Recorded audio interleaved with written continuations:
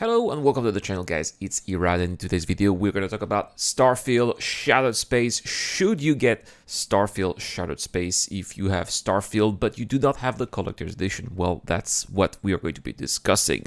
So Starfield Shattered Space is a DLC, and it's a story-driven DLC, so that means that it's going to bring you a main quest line that's a bit separate, of course, completely separate from the main frame of the Starfield quests, which is about the constellation thing. So when I'm talking about main quest lines, I'm talking about faction quest lines, actually, which are very important. We're not talking about the small secondary quests that you may occasionally find every now and then. I still consider them as one of the main quests of Starfield, because they give you very interesting perks and rewards, and overall they take you throughout various locations for many hours if you're really into that. So that's what we're expecting here for Starfield Shattered Space here.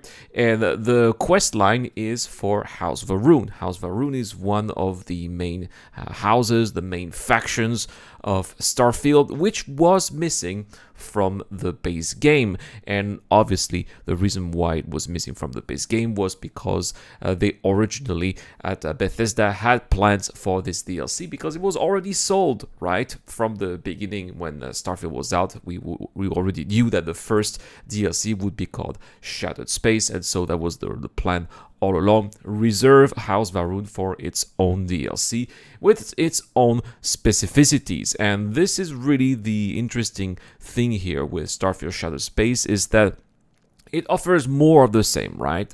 I'm not going to lie here, but at the same time, it also does it a little bit differently, and that's what I'm going to talk about also in this video. So with Starfield Shattered Space, it's very easy. You just need to go to space, and eventually you will have a station that will be drifting, and there's going to be some cryptid messages that will tell you to not board the station. But of course you are going to board the station because you can't help to, right? It's interesting. Why should we not board? What's going on there? Let's board, right? Of course.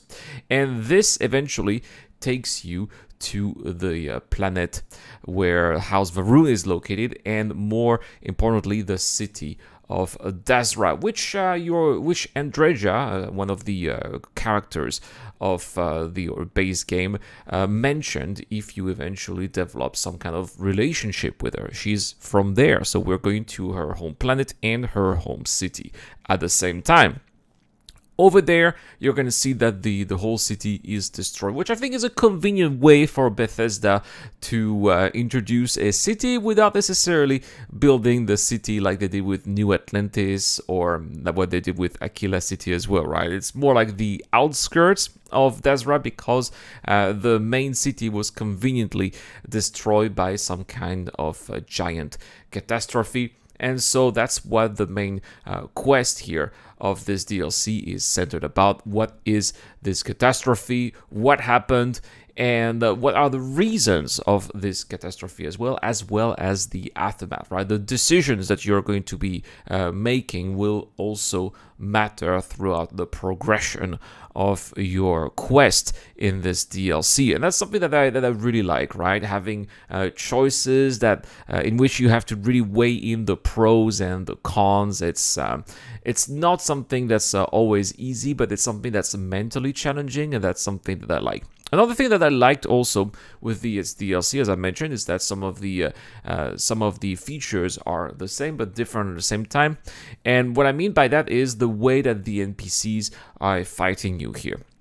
Now, sure, these phantoms, they're pretty much the same. They still shoot the same kind of weapons, right? They just look very gloomy and ghostly, but apart from that, they're just your regular NPCs. What's different is the way that they fight, because these NPCs that we have in Starfield now, they can teleport, which brings interesting dynamics when it comes to fighting.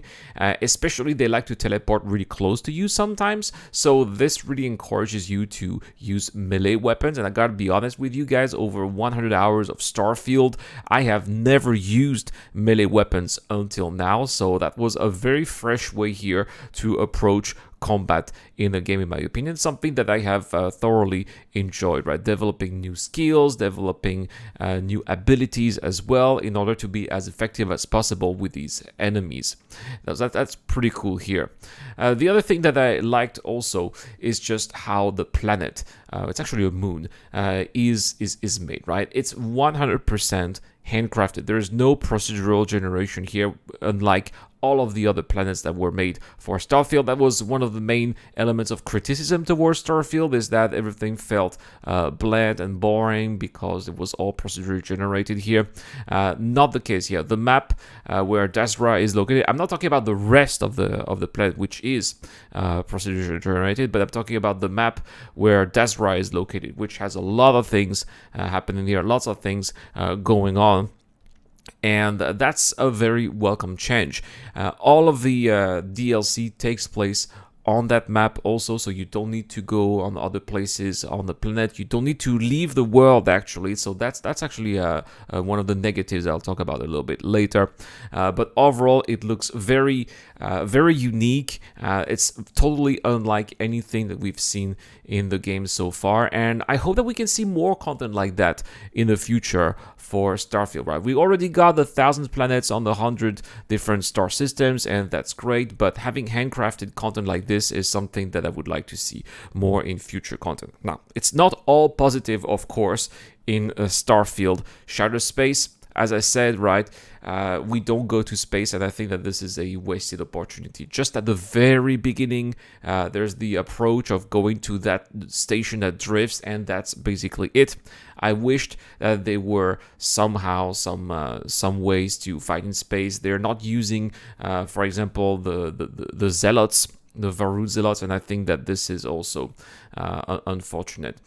Sometimes I would say that maybe the characters can all look alike very similarly, right? It seems like, although there are differences between the people that live within House Varun, it seems that sometimes they seem a little bit too stereotypical, but that's something that's been the case also for the people of the Settle system as well, especially members of the Freestar Collective, so that's one little flaw there.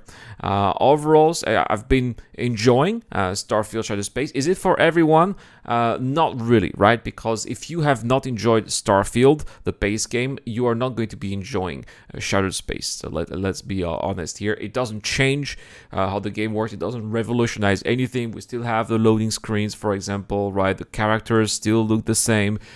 So that's not going to be changing the game at all. But if you enjoy Starfield and you wanted to have an extra challenge, an extra quest line that's going to take you several hours, then yes, that's definitely something that might be interesting. Now, is it worth the price? I've read that it's about $30, right? If you don't have it in your collector's edition, that's a little expensive, in my opinion. You should perhaps wait until it goes on sale. That might be a better idea. But if you cannot wait, you have something else to do in Starfield, then all the power to you. So there we have it, guys. That's my short review of Starfield Shattered Space. Have you played it? What are your thoughts on this DLC? Have you completely abandoned Starfield as well? I would like to know what you guys think. That's all for this video. Thank you so much for watching, guys. I wouldn't be able to make all of that content without my Patreon and YouTube members, including Dr. Fabin, Zero Kosher, Deploy Fidel, Ducky to Ducker, and Shadow Rise. I've been Irad. I'll see you guys in the next one.